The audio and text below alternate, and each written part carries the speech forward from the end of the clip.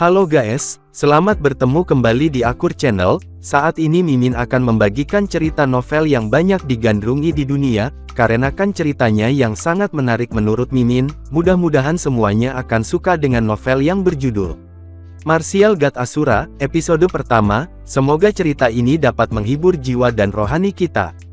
Cerita Martial God Asura ini diawali dari seorang anak yang disia-siakan oleh klannya, yaitu Chu Family. Selain karena tidak adanya garis darah beladiri dari keluarga Chu, karena dia mewarisi garis darah dari ibunya, Chu Feng hanyalah anak adopsi dari keluarga Chu Yuan. Walaupun dalam keluarga tersebut Chu Feng sangat disayang, tapi keluarga lain tidak bisa menerimanya, malah sering jadi bahan bulian. Orang tua asli Chu Feng adalah Chu Xuanyuan dan Jie Ranxing. Saat ada di Azure Dragon School, Chu Feng tidak menonjol. Malah dia menjadi murid luar dan tidak ada yang tahu kekuatan kultivasinya. Malah anak-anak dari keluarga Chu membencinya, dan selalu membuat masalah. Hingga akhirnya, Chu Feng bisa memecahkan telur yang disegel di alam spiritualnya dan jadilah Egi. Dengan bimbingan Egi, kekuatan Chu Feng meningkat walaupun masih diremehkan. Baiklah, tidak usah panjang-panjang sinopsisnya ya guys, selanjutnya kita langsung saja ke ceritanya.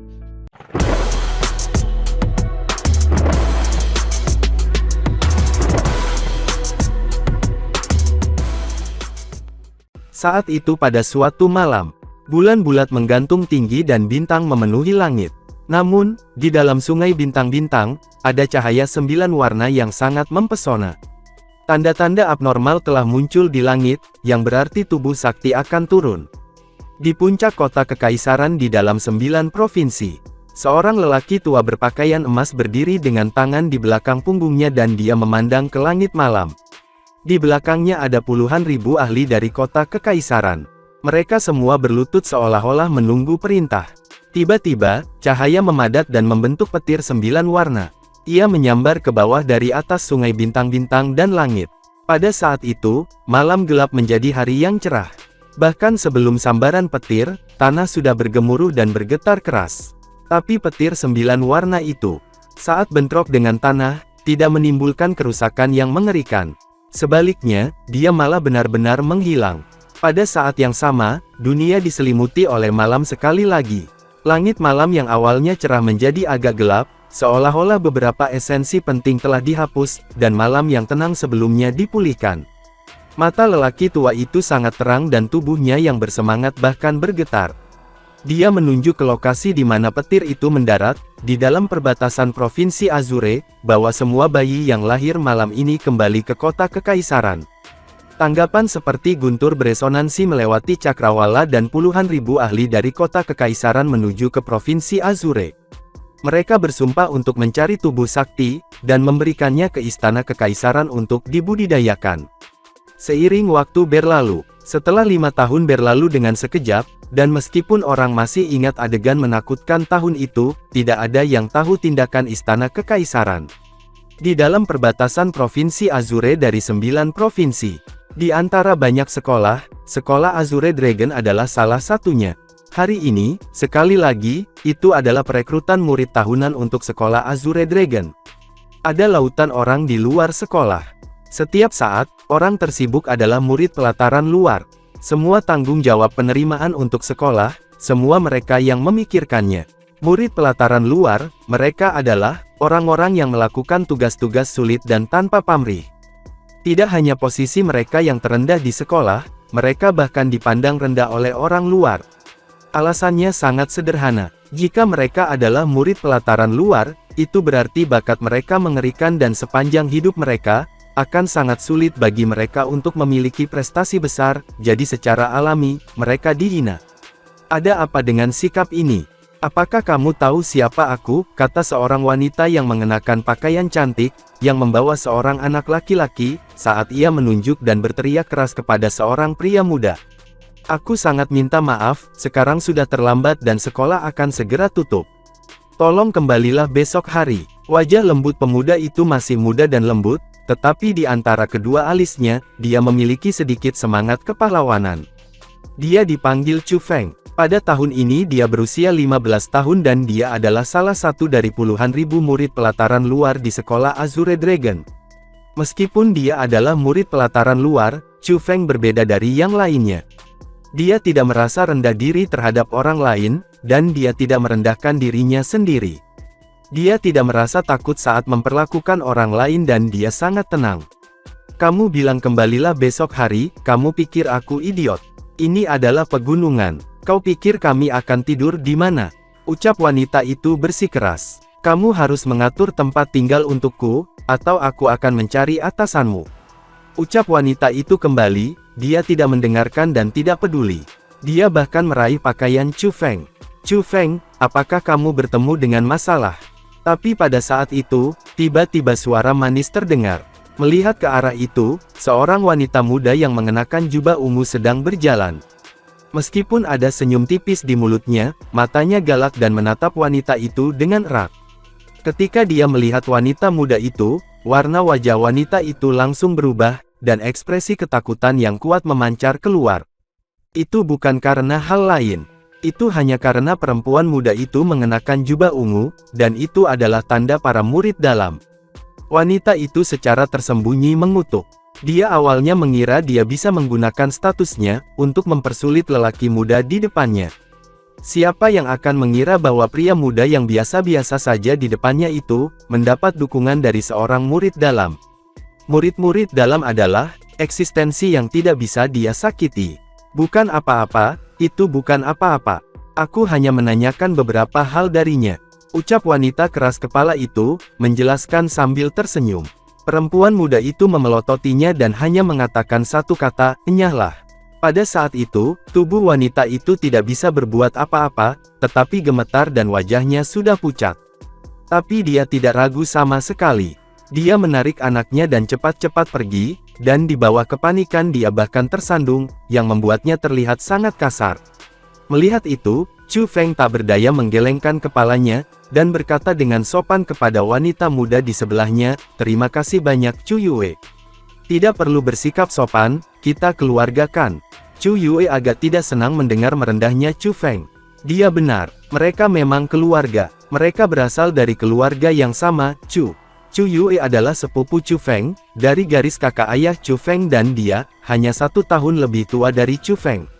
Namun, Chu Yue sudah lulus ujian murid dalam 3 tahun yang lalu dan menjadi murid dalam.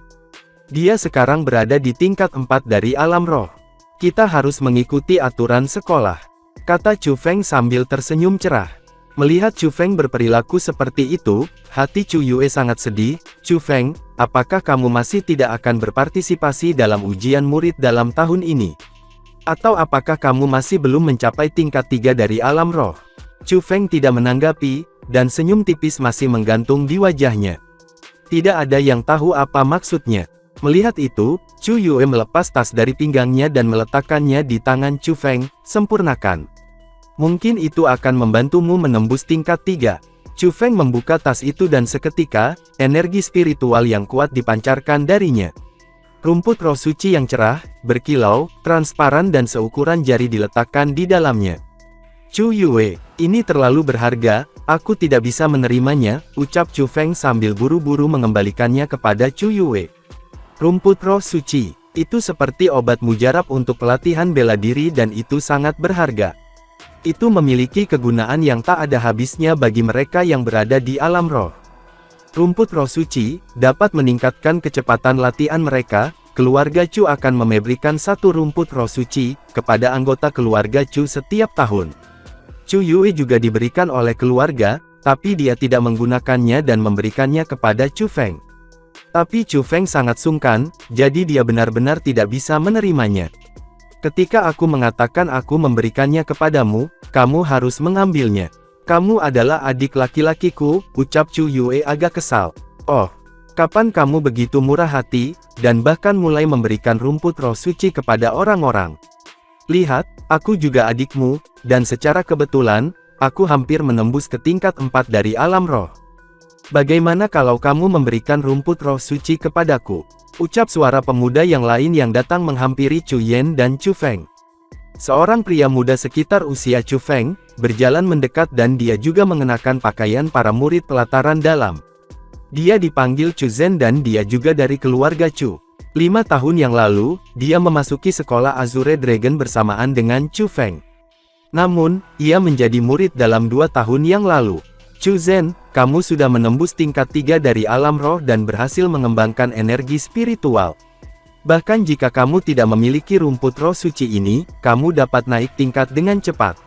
Tapi Chu Feng belum memadatkan energi spiritual, jadi rumput roh suci ini lebih penting baginya. Chu Yue secara paksa meletakkan rumput roh suci ke tangan Chu Feng. Ya, kamu benar, tetapi sayangnya dia tidak menginginkannya. Chu Zhen membuka tangannya dan mencibir. Siapa bilang aku tidak menginginkannya?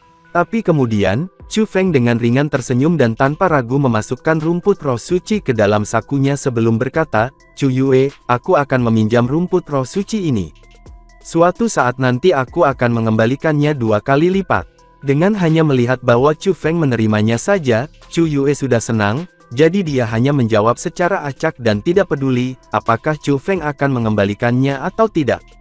Jika kamu mengambilnya, mengapa harus mengembalikannya? Memberi kamu rumput roh suci ini untuk kamu gunakan sungguh sia-sia. Wajah Chu Zhen terlihat sangat jelek. Chu Feng hanya tersenyum dan mengabaikannya. Dia kemudian berkata kepada Chu Yue, Chu Yue, aku akan berpartisipasi dalam ujian murid dalam tahun ini, ucap Chu Zhen. Jika kamu bisa lulus ujian murid dalam, aku akan memberikan rumput roh suci tambahan tahun ini kepada kamu. Ucap Chu Zhen sambil menatap Chu Feng dengan jijik. Apakah itu benar? Chu Feng tidak benar-benar percaya. Chu Yue akan menjadi saksi. Tetapi bagaimana jika kamu tidak bisa melewatinya? Ucap Chu Zhen. Lalu rumput roh suci yang aku dapatkan tahun ini akan menjadi milik kamu. Setelah meninggalkan kalimat itu di belakang, Chu Feng terus menceburkan diri ke dalam pekerjaan para murid pelataran luar. Chu Zhen, kita adalah keluarga. Kenapa kamu selalu mempersulit Chu Feng? Ucap Chu Yue sambil menatap Chu Zhen dengan jengkel. Keluarga, Chu Yue, kamu harus tahu bahwa Chu Feng bukan bagian dari keluarga Chu. Setelah memasuki sekolah selama 5 tahun, dia masih belum lulus ujian murid dalam. Dia benar-benar memalukan keluarga Chu. Dalam seluruh keluarga Chu, yang mana yang menyukainya?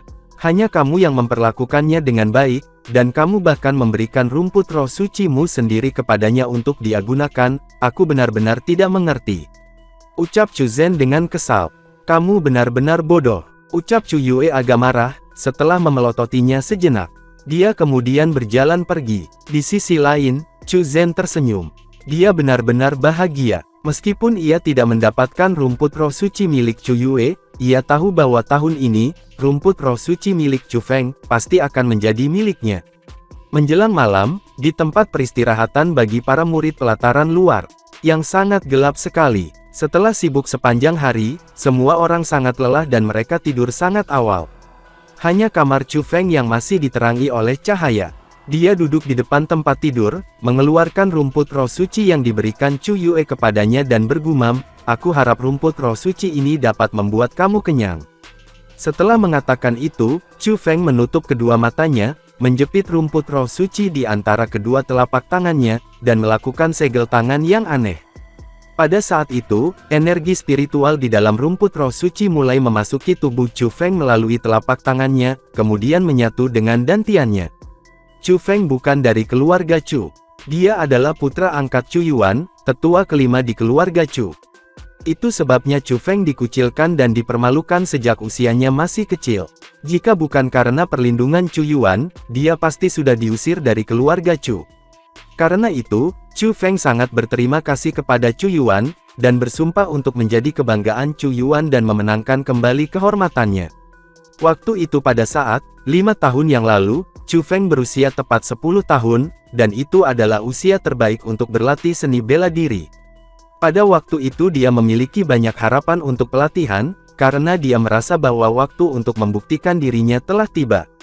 Namun, dia tidak pernah berpikir setelah memasuki sekolah Azure Dragon selama 1 bulan, petir akan menyambar tubuhnya dan memasuki dantiannya. Pada awalnya, Chu Feng bahkan berpikir itu adalah keberuntungan, karena ketika dia mulai berlatih, kecepatan peningkatannya sangat mencengangkan. Dalam 2 bulan yang singkat, dia tiba di tingkat 2 dari alam roh. Kecepatan itu benar-benar abnormal, dan karena itu, Chu Feng tidak berani menceritakannya kepada siapapun, sehingga dia menyembunyikan kekuatannya dan melanjutkan pelatihan. Tetapi kecepatan latihannya tidak bertahan lama. Sama seperti Chu Feng berpikir dia menjadi jenius, perubahan terjadi di dalam tubuhnya. Karena perubahan itu, membuat kultivasinya berhenti dan tidak bergerak maju, ia dicap memiliki bakat paling menyedihkan seumur hidup. Dan pada saat itu, rumput roh suci di tangan Chu Feng sedang disempurnakan dan diserap oleh dantiannya. Kecepatan pemurniannya sangat cepat dan melebihi akal sehat. Biasanya, dengan kekuatan Chu Feng, dibutuhkan setidaknya 1 bulan untuk memperbaiki rumput roh suci. Namun, melihatnya sekarang, itu sudah setengah jalan disempurnakan. Setelah beberapa saat, dantian Chu Feng yang terasa seperti gua yang tidak berujung juga, memiliki perasaan kenyang. Tiba-tiba, cahaya melayang di atas tangan Chu Feng dan setengah bagian lainnya, dari rumput roh suci langsung menghilang. Pada saat yang sama, semuanya berubah ke dalam dantian Chu Feng.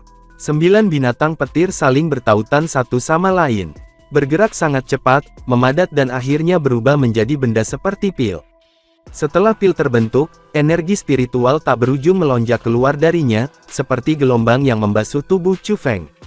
Dengan segera, energi meresap ke seluruh tubuhnya. Kemudian Chu Feng tiba-tiba membuka matanya, ada jejak petir di dalamnya. Ekspresi yang tak terlukiskan tergantung di wajahnya. Aku berhasil. Setelah 5 tahun, aku akhirnya berhasil. Chu Feng sangat gembira. Dia melompat turun dari tempat tidur, dan saat dia berjalan, dia mengukur tubuhnya. Dalam perjalanan budidaya bela diri, alam yang dikenal adalah sebagai berikut. Roh, asal, dalam, dan surga. Itu adalah 4 bidang besar, dan setiap bidang dibagi menjadi 9 tingkatan. Tingkat 1 dari alam roh. Intinya adalah melatih tubuh fisik dengan metode khusus, dan meningkatkan kekuatan. Tetapi setelah mencapai tingkat 2 dari alam roh, seseorang harus menggunakan cara untuk memadatkan energi spiritual. Hanya orang-orang yang berhasil memadatkan energi spiritual mereka di dantian mereka, yang benar-benar dapat memulai langkah mereka dalam kultivasi bela diri.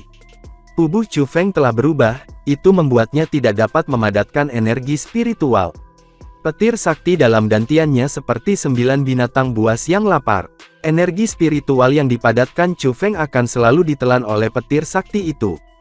Tetapi dia tidak menyerah, karena dia mengetahui meskipun petir sakti menelan energi rohaninya, pasti akan ada batasnya. Selama dia terus memberikan energi spiritual kepada dantiannya, dia bisa mengisinya suatu hari nanti. Dan hari ini, dia akhirnya berhasil.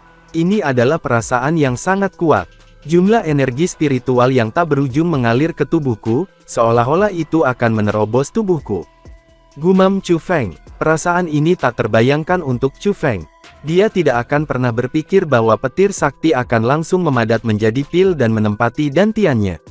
Energi spiritual yang diberikan petir sakti, sangat padat dan itu di luar imajinasinya. Dia tahu bahwa bahkan dengan kultivasi tanpa henti selama 5 tahun, dia tidak dapat memadatkan energi spiritual yang kuat. Alasan mengapa dia bisa adalah, karena petir sakti itu. Tapi tepat pada saat itu, tubuh Chu Feng tiba-tiba menjadi kaku, dan ekspresinya juga sangat berubah. Petir sakti sedang berubah. Kekuatannya langsung meningkat beberapa kali, dan dia tiba-tiba menerobos lagi dan melangkah ke tingkat 4 dari alam roh. Apakah masa-masa sulit berhenti dan masa-masa indah datang? Gumam Chu Feng. Chu Feng dengan erat mengepalkan tinjunya, dan dia merasa bahwa kekuatan ledakan di tubuhnya bernilai 5 tahun penderitaannya. Tiba-tiba terus-menerus menembus 2 tingkat, metode menjadi kuat yang tidak dapat dijelaskan akhirnya kembali. Dia menggunakan tatapan tajam untuk melihat ke arah pelataran dalam dan bergumam, Chu Zhen, aku akan mengambil rumput roh sucimu. Rekrutmen murid sekolah Azure Dragon hanya terjadi setahun sekali dan berlangsung selama 10 hari. Setelah 10 hari, ujian murid dalam tahunan akan dimulai. Kali ini, Chu Feng yang telah diam selama 5 tahun juga, akan ikut berpartisipasi. Lokasi ujian adalah istana bawah tanah yang besar. Di dalam aula utama istana bawah tanah, jumlah orang seperti lautan dan gunung. Kemungkinan besar ada lebih dari 10.000 orang. Sebagian besar orang di sana berada di tingkat 3 dari alam roh, karena semua orang tahu bahwa ujian murid dalam mengharuskan seseorang setidaknya berada di tingkat 3 alam roh untuk dapat lulus menjadi murid dalam. Namun, ada juga sebagian kecil murid di tingkat 2 dan mereka ingin mencoba untuk lulus dalam kebingungan. Ada orang-orang seperti itu setiap tahun, tetapi kebanyakan dari mereka berakhir dengan kegagalan. Hal yang perlu disebutkan adalah, ada sebagian kecil dari level 4 ada di sana. Mereka bukan orang biasa-biasa saja yang dilatih dengan lambat. Pada kenyataannya, beberapa dari mereka bahkan jenius. Mereka dengan sengaja menunggu sampai mereka berada di tingkat keempat alam roh, sebelum berpartisipasi dalam ujian murid dalam. Alasannya, untuk hadiahnya, ketika seseorang mencapai tingkat 3, mereka bisa mulai melatih keterampilan bela diri. Keterampilan bela diri adalah metode menyerang yang sangat kuat. Tidak hanya mereka dapat benar-benar menunjukkan kekuatan, mereka juga bisa membuat orang mendapatkan kekuatan yang melebihi batas tubuh mereka. Karena itu, keterampilan bela diri sangat berharga, dan bahkan keluarga kaya dan berkuasa, yang telah ada selama beberapa generasi tidak memilikinya. Itulah alasan mengapa semua keluarga harus mengirim generasi muda mereka ke berbagai sekolah untuk berkultivasi. Di setiap sekolah, ada sejumlah besar keterampilan bela diri, dan di dalam sekolah Azure Dragon, selama kamu menjadi murid pelataran dalam, kamu bisa mulai menumbuhkan keterampilan bela diri. Keterampilan bela diri juga dibagi menjadi beberapa peringkat, dan dari yang paling lemah ke yang terkuat, ada 9 peringkat. Dalam pelataran dalam, buku keterampilan bela diri terbaik hanya peringkat 3. Tapi, dalam ujian murid dalam tahunan, orang pertama yang lulus akan mendapatkan buku keterampilan bela diri peringkat 4. Itulah mengapa orang-orang itu lebih suka berlatih di pelataran luar dan tidak memasuki pelataran dalam. Itu untuk buku keterampilan bela diri peringkat 4. Dengar, bukankah itu yang Tian Yu? Wah, itu benar-benar dia. Dia sudah berada di tingkat keempat alam roh pada usia 13 tahun. Sepertinya tempat pertama dalam ujian ini adalah dia. Di lautan manusia, seorang pria muda menarik perhatian orang. Lebih tepatnya itu adalah seorang anak laki-laki. Ada banyak talenta yang tidak diketahui di sekolah Azure Dragon, dan terkadang seorang jenius, mungkin tidak bisa mengalahkan seorang yang biasa-biasa saja. Contohnya, Duan Yuxuan, murid pelataran luar lainnya menunjuk dengan jari ke seorang pemuda yang dingin. Orang itu bernama Duan Yuxuan. Dia telah berada di sekolah Azure Dragon selama 6 tahun, dan dia juga awalnya karakter yang tidak dikenal. Tetapi beberapa bulan yang lalu, dia secara tak terduga mengalahkan seorang murid dalam yang berada di tingkat keempat alam roh. Karena itu, namanya tersebar luas, dan ia menjadi karakter utama dari pelataran luar. Setelah itu tiba-tiba, suara keras dan jelas bergema. Semua orang tidak bisa tidak menatap kosong. Mereka melihat selusin bayangan muncul di peron tinggi di aula. Kebanyakan dari mereka sudah tua, mereka adalah tetua pelataran luar. Tapi bukan hanya pemimpinnya yang muda, dia bahkan perempuan yang cantik. Perempuan itu mengenakan gaun merah ketat, dan menguraikan lekuk tubuhnya yang memikat. Terutama di bawah gaun itu, ada 2 kaki lurus, seputih salju, dan bisa dikatakan bahwa mereka sempurna. Tidak hanya tubuhnya yang menarik, penampilannya juga sangat indah. Dengan mata bulat, bibir merah, dan wajah oval, itu seperti wajah rubah. Dia adalah tetua yang cantik dan terkenal dari sekolah Azure Dragon, yang bernama Surou. Surou adalah karakter kelas atas. Dia memasuki sekolah Azure Dragon pada usia 10 tahun, memasuki pelataran dalam pada usia 12 tahun, dan menjadi murid inti pada usia 15 tahun. Tapi sama seperti semua orang yang optimis dan berpikir bahwa dia akan menjadi murid nomor 1 sekolah Azure Dragon, dia tiba-tiba menjadi tetua. Tidak ada yang punya informasi orang dalam tentang perubahan ini, hingga hari ini masih merupakan misteri, dan itu dibahas dengan antusias oleh orang-orang. Wah, ini Surou. Bukankah dia seharusnya menjadi tetua di pelataran dalam? Kenapa dia datang ke pelataran luar?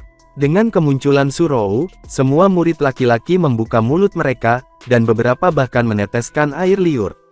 Para murid pelataran luar masih sangat muda. Kebanyakan dari mereka adalah remaja dan beberapa bahkan anak-anak.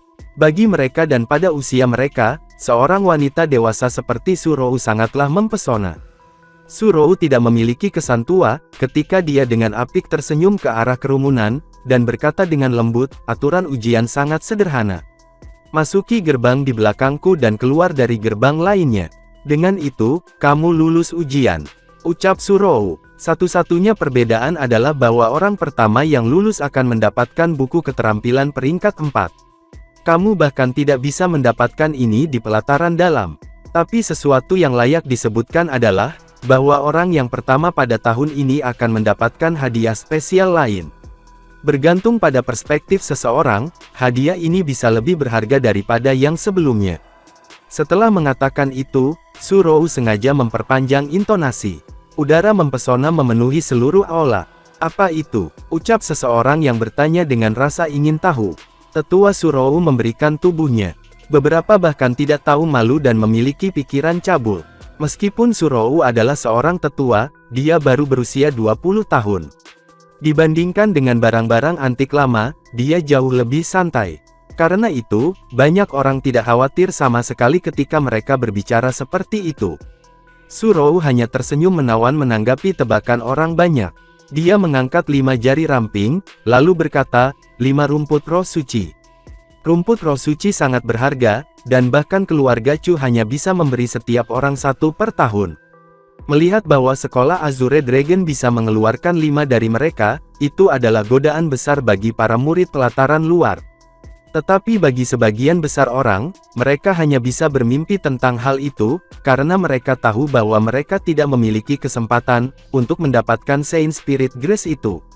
Namun, bagi para murid yang ingin menjadi yang pertama, mereka semua bersemangat untuk mencobanya, dan mereka menjadi lebih bersemangat.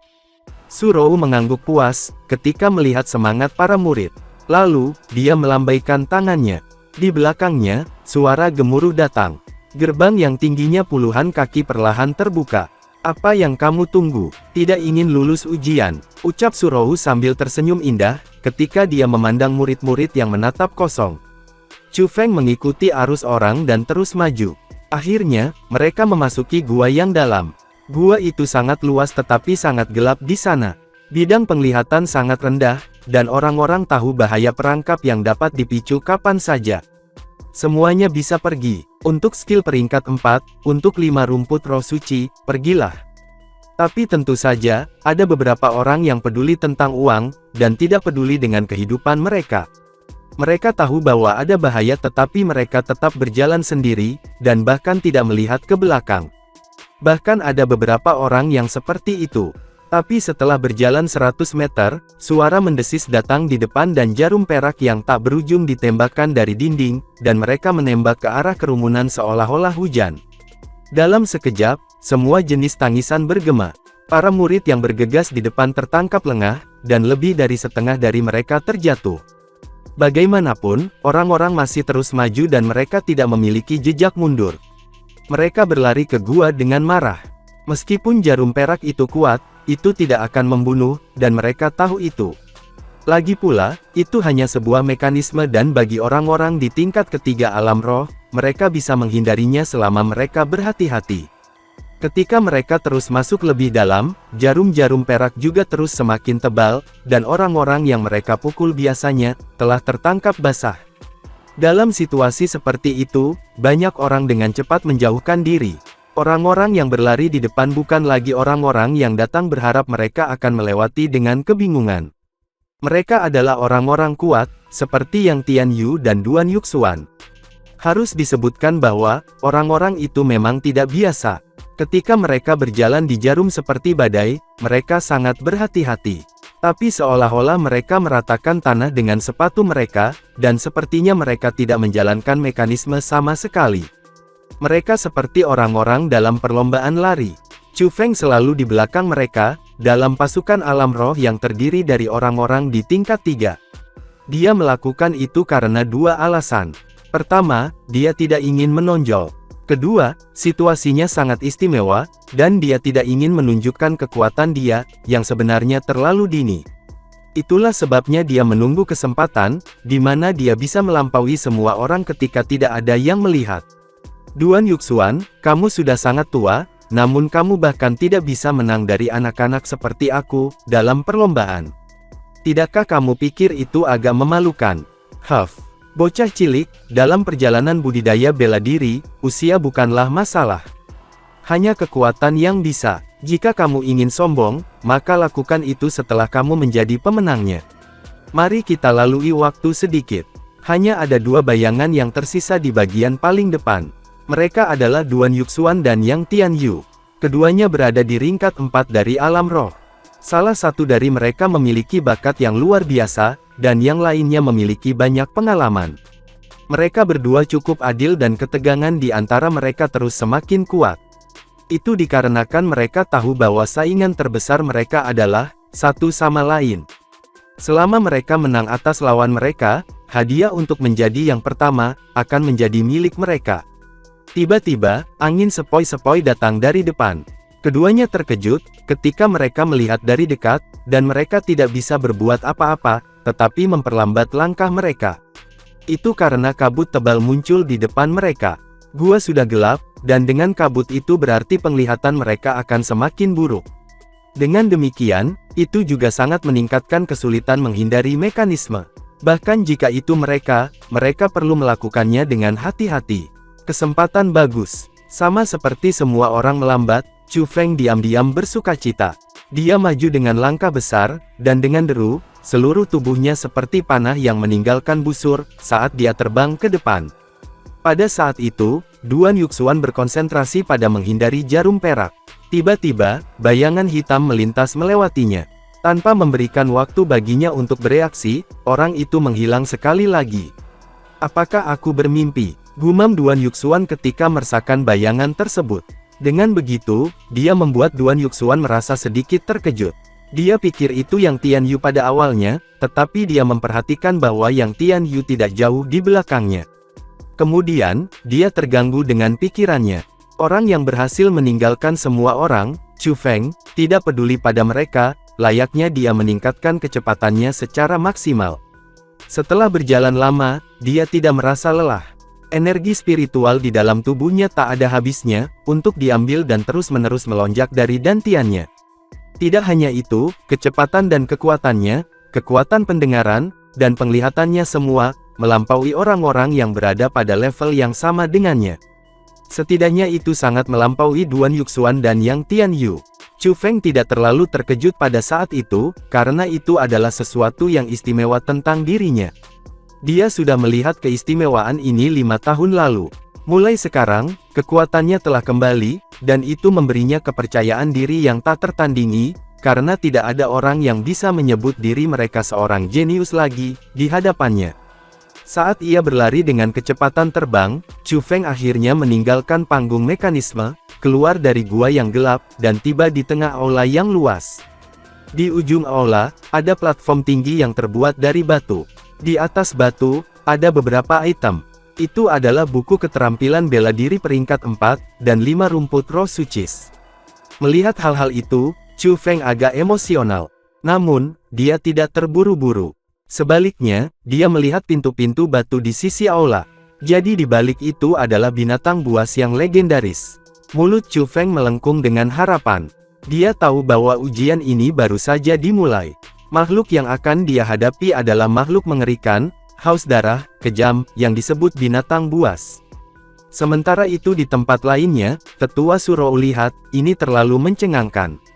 Aku sudah berjaga di sini selama bertahun-tahun, tapi ini benar-benar adalah pertama kalinya, aku melihat seorang murid yang melewatinya dengan kecepatan begitu.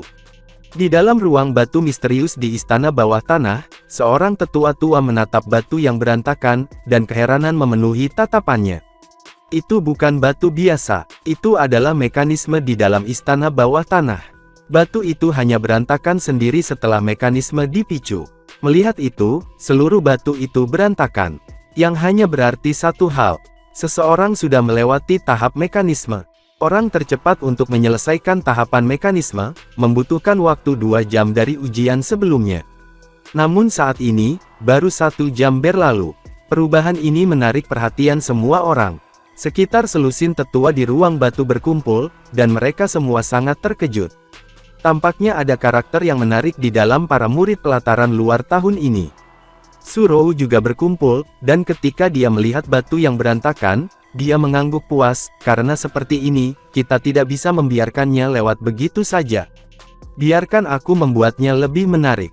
Setelah mengatakan itu, dia melihat ke atas batu, ada 3 batu bundar yang tertanam di dinding. Tiba-tiba, dia tersenyum aneh, dan memukul 3 batu dengan 3 poni rambut. Jangan menyentuhnya. Melihat itu, semua tetua di sana terkejut. Tapi sudah terlambat. Pada saat itu ketiga batu sudah ditekan oleh Surou.